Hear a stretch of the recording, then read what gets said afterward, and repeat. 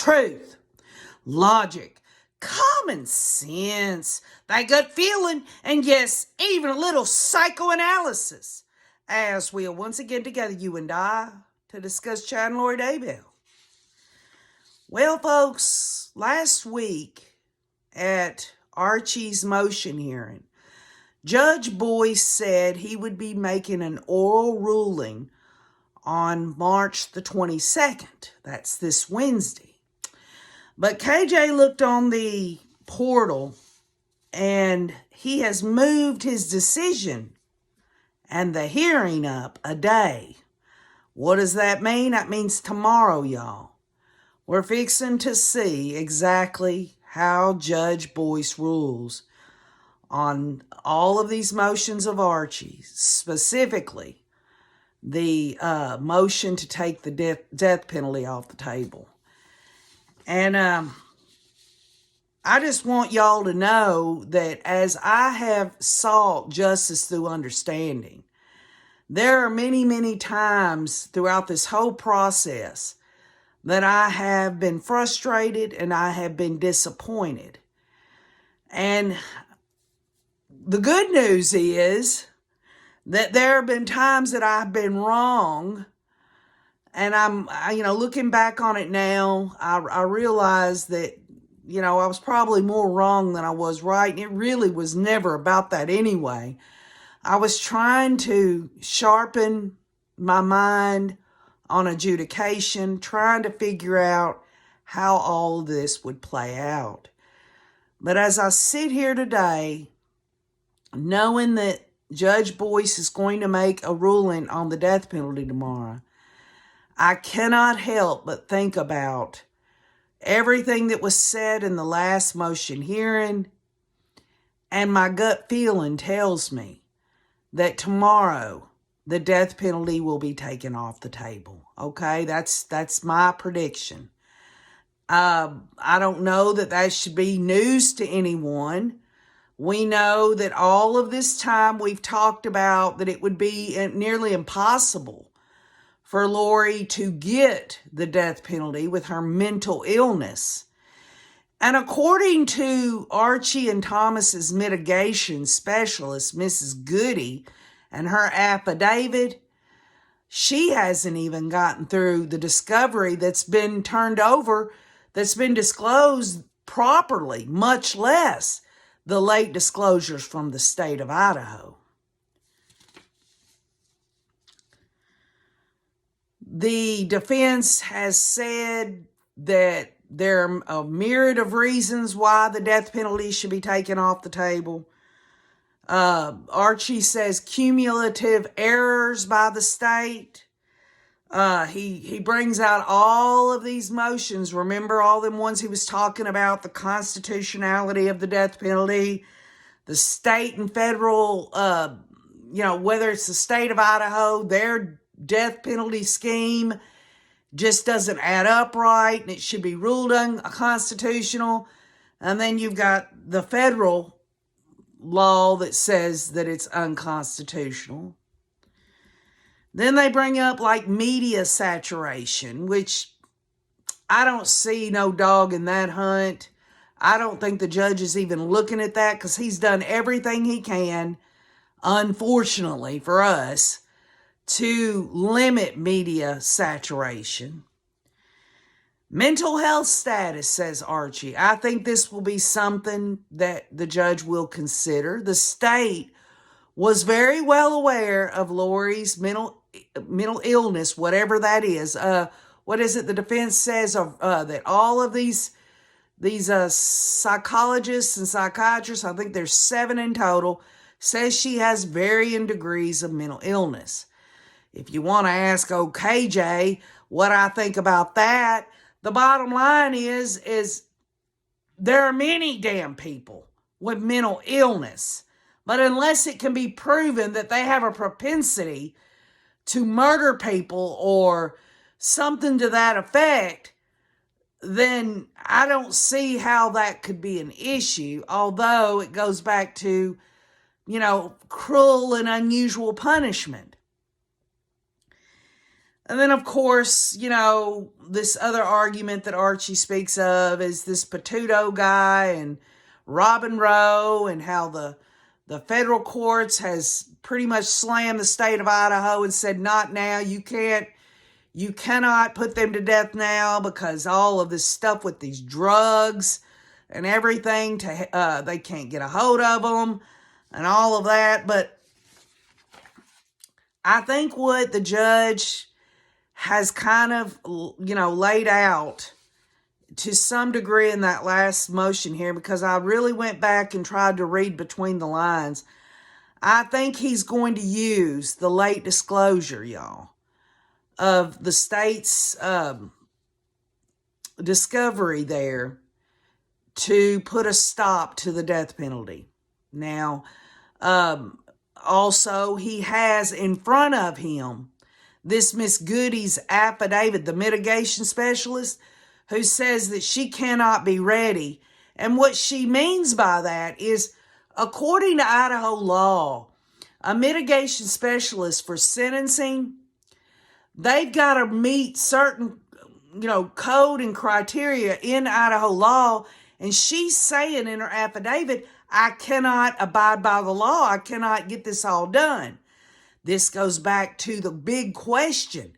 When someone asserts their speedy right trial, as Lori the Hussey has, and there's that 6 months right there, how can anyone be ready for a capital case against a defendant in 6 months? Especially when you add on top of it where everyone agrees that there is all this discovery, terabytes and all of these things of discovery. Maybe, just maybe, this was a strategy from Lori. Maybe Archie got with her and said, hey, Lori, let's get you, assert that speedy right. Don't give it up, because we've got an ace in the hole. All we have to do is say we can't meet the statutory requirements in terms of everything that needs to happen from a defensive standpoint to make sure she has a fair trial and all of that. And this mitigation specialist, the judge, all he has to do in terms of overturning and saying no death penalty is to show prejudice to Lori. And it's shown quite clearly with this affidavit from this mitigation specialist. And what's sad about it is, common sense wise, is if he does this, as I think he will tomorrow, then if the defense isn't ready, if they're not ready, according to the mitigation specialist, and this means they cannot comply with Idaho law, then any defense team that's facing a capital death penalty case, all they have to do is slow walk their mitigation specialist, have them turn in an affidavit near time for trial, and get the death penalty taken off the table. It is not fair. It's not right. And so if the judge says, well, you know what, KJ, what if Judge Boyd says, you know what, you're right, KJ. Any mitigation specialist can turn in an affidavit because they're not doing their job. Even the mitigation specialist said that she couldn't get through all of the mountains of discovery. But the judge only has to look at what has been turned over by the state at the last minute. Even Judge Boyce said in the last motion here, and he was barking out federal code and federal cases on all it takes is a little bit of something, i.e. a late disclosure, to get the death penalty taken off the table. There is precedent for it in federal law. And so he could, and I said last time we talked, all of us got together, I said, well, he did say he was going to sift through all of everything, and it was my hypothesis that he would just say, okay, any of this stuff that clearly the state turned over at the last minute, we won't have that. We'll continue with the death penalty case. I thought about that. I thought surely he'll go that route, because you're supposed to do the least restrictive, but at the same time, it's my view that Judge Boyce is going to sanction the state. In other words, he's going to do something for what has happened with these late disclosures. What kind of, I don't know, maybe it's the conspiracy theorist in me. I think about how he said in the last hearing at the end, he was like, well, we've got some housekeeping stuff that the state and the defense needs to go into my chambers and we need to meet. I'm not saying they were in there talking about it. But I just believe that at this point, he's got a bone now. Judge Boyce has got a bone that he's gnawed on. Obviously, if he was sifting through all of this, why is he coming to do this a day before he said he was going to rule? I believe this was in his deck of cards all along. I mean, that's just my opinion, and I could be wrong. Only one of two things is going to happen tomorrow, y'all. The judge is either going to take certain discovery and say, nope, cannot be part of the trial, or he's going to take the death penalty off the table. And many of us knew that would happen with Lori and her mental illness to some degree. I thought, well, maybe he'll wait. Maybe he'll say, no, we'll just get the discovery that was turning late, and we'll go ahead, hoping that Lori will comp a plea deal before her trial, that her strategy of a speedy trial didn't work. That's what I'm hoping for. But if he takes the death penalty off the table, it totally knocks everything off the table in terms of having to deal with a mitigation specialist, having to deal with all that. And obviously, y'all know the remedy would be life in prison or something less.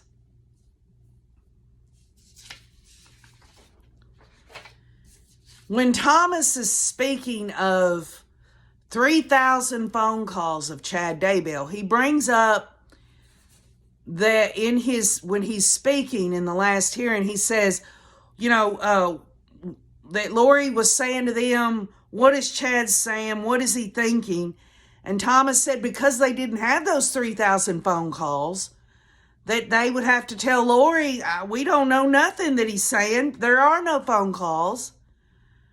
And you can almost imagine Lori, like I said before, she wanted to fill out the situation on whether her and Chad were still the king and queen. Well, guess what? That was last week. They've been given the phone calls. And Lori has a right to sit down and listen to those 3,000 phone calls that Chad took with whoever.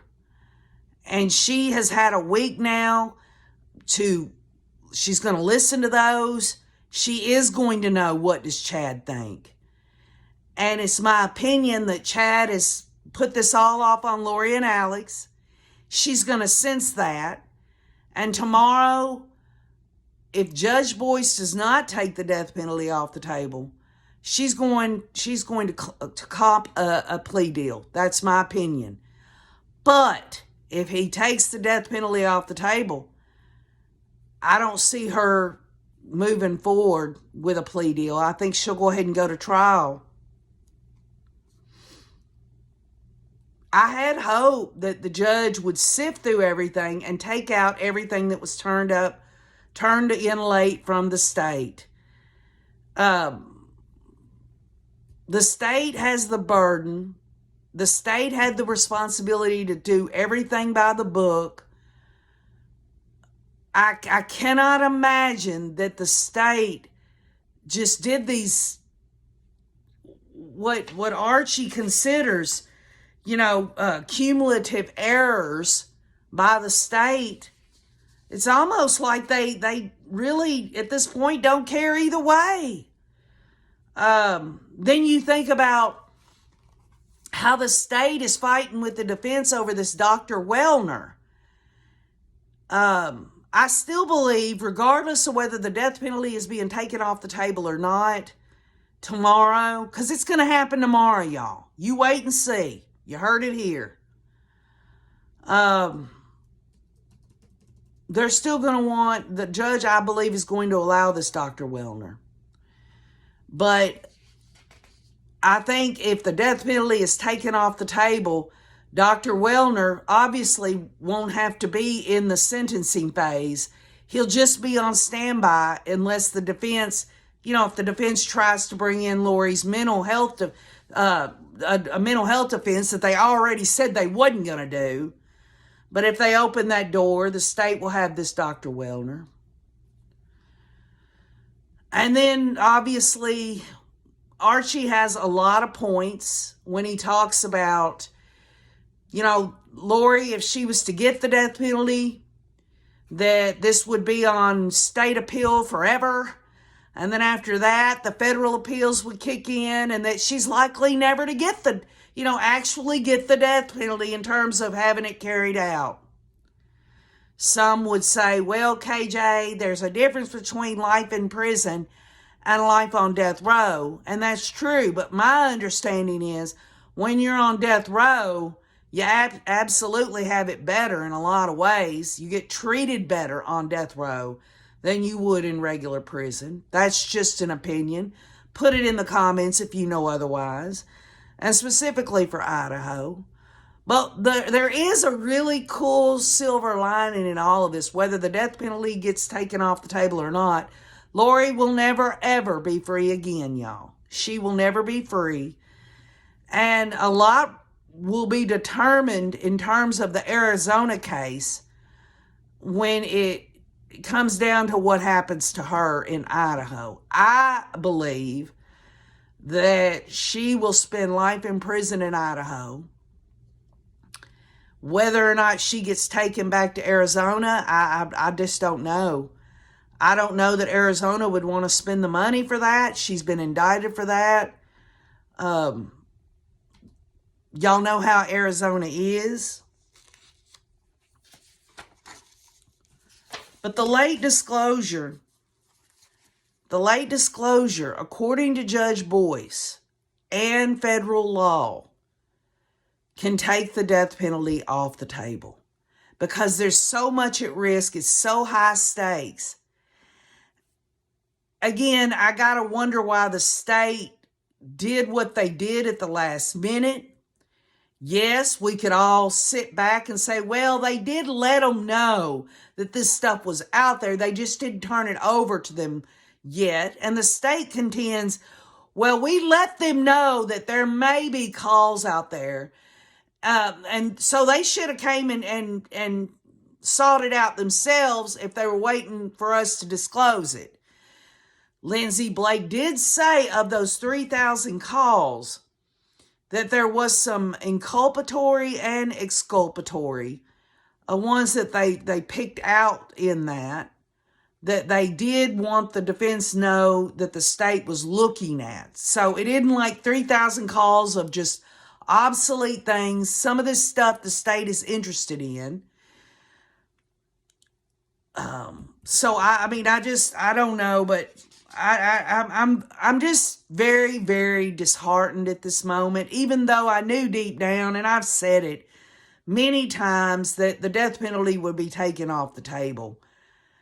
I believe tomorrow it's going to be taken off the table. I also want to draw y'all's attention to the court portal in that number one, as I said before, instead of Wednesday, it's tomorrow, 9:30 in the morning. We're gonna get the gist of it sometime tomorrow. But there was also two people that, there was a man and a woman. I don't know if they know each other or not, but they were asking for virtual live stream. They asked the judge if they could have that. I don't know if they're victims' family members or if they're just, they didn't say they were with any media organization. And he denied their request to have a live stream of the trial. Obviously, they must have thought they had to give it a shot, right? And what is really kind of bothering me about this, okay, because there's a motion to compel and a motion to take the death penalty off the table. So the judge will absolutely rule on those tomorrow. And so if the death penalty is not taken off the table, then the judge has sifted through all of the discovery and decided what will and will not be part of the trial. But if he takes the death penalty off the table, will he still, if he says, I'm taking the death penalty off the table because of these late disclosures from the state. Okay, there's one damn slap in the face to the state, a sanction to the state. And now what else is he going to do? According to the motion to compel, he's going to say, not only am I going to take the death penalty off the table, but you can't bring in this late disclosed evidence. Would that be the remedy for a fair trial for Lori? And if so, what else what are the state going to have to give up? What's going to be given up? Is it going to be something crucial to prove her guilt, or do they have enough? And I believe they do, but I'm just curious how all of that's going to work out. I do not believe that the judge is going to get into specificity per se. If he does start naming all of these things that he's going to take out of the trial because they don't want to show the hand of the state to the public of all of the different evidence, other than maybe the label of what the evidence is. 3,000 phone calls. The judge is not going to say, we're not going to let this call of Chad Daybell who says Lori and Alex did it all, or we're not going to allow Audrey Bartello to say this, the thing that Lori said was false about her. He's not going to say what that is that Audrey Bartello said. There are going to be labels. If he does, he'll go down a list of things that the state is going to miss out on because of their late disclosure,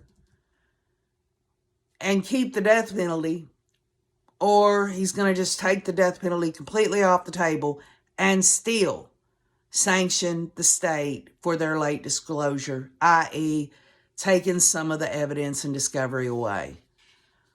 It's one or the other. And I believe tomorrow, y'all, tomorrow is the day that we knew was coming. We just didn't know how it was going to come about. We knew the state wasn't going to come and say, well, we've just decided not to do the death penalty now, right? We all said, Lori, there's no way Lori will get the death penalty. She was in a facility for 10 months. It would be a waste of time to do that because, once it got to the penalty phase, people would look and say she's got a mental illness and all that. We just didn't know how it was going to unfold. Well, it's unfolding tomorrow, y'all. Tomorrow, the whole environment behind Lori having the death penalty taken off the table is because the state gave Judge Boyce a reason. And he brought out federal statute talking about even the smallest things in such a high stakes situation as a capital case. The judge can and has taken the death penalty off the table, and that's exactly what's happened. What does this mean? This means, obviously, that she wouldn't be going on death row. Also means that it streamlines the state's case a little bit better. They ain't got to worry about dealing with all of this penalty phase stuff. The jury instructions would be less enhanced because it's not death penalty case. We knew it was coming, right? We knew it was coming. And it's coming tomorrow. So I just leave your comments. Let me know what you think. If you disagree, You think Judge Boyce is going to say tomorrow, no, we're going to keep the capital case against her. We're just going to trim this discovery? Or do you think he's going to take it off the table? Leave it in the comments. I want to hear from you. I had to get with y'all because that gut feeling inside of me told me, just by the way Judge Boyce moved up a day on his oral order that he's going to be saying tomorrow, and also, obviously, the state and its actions and what it did, along with Archie and Thomas's arguments, the death penalty's over with, y'all. We'll see tomorrow, right? And I'll get with you. We'll discuss it once all that is done. Adjudication, justice through understanding. You know, there's been some highs and some lows, y'all. And I always thought justice through understanding was a positive thing. It is, but it can also mean negative things that we've got to accept. So leave your comments. I love you all. Happy Monday. And keep on looking.